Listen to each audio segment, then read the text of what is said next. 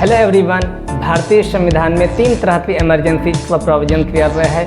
भारतीय संविधान से पार्ट 18 में अनुच्छेद 352 से अनुच्छेद 360 के बीच में 3 तरह की इमरजेंसी का प्रोविजन है। पहली इमरजेंसी अनुच्छेद 352 के तहत है, जिसे नेशनल इमरजेंसी कहा जाता है। वहीं पर दूसरी इमरजेंसी जो है वो अनुच्छेद 356 के तहत है, जिसे प्रेसिडेंट रूल कहते हैं। वहीं पर अनुच्छेद 360 के तहत तीसरी इमरजेंसी है, जिसे फाइनेंशियल इमरजेंसी कहते हैं।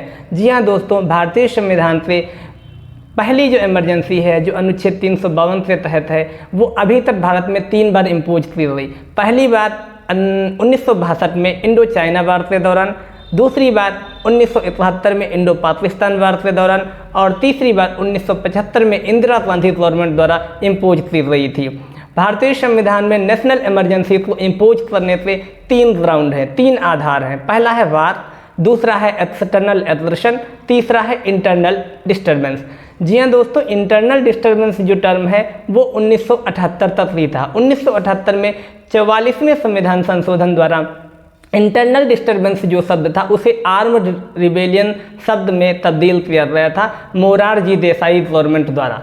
तो जो 1962 और 1971 में नेशनल इमरजेंसी इम्पोज हुई थी वो एक्सटर्नल एग्रेशन के आधार पे इम्पोज हुई थी। वहीं पर 1975 की इमरजेंसी जो थी वो इंटरनल डिस्टर्बेंस के आधार पे इम्पोज की गई थी। हमारे संविधान में जो नेशनल इमरजेंसीज हैं वो वीमर कॉन्स्टिट्यूशन ऑफ जर्मनी से इंस्पायर्ड हैं। धन्यवाद।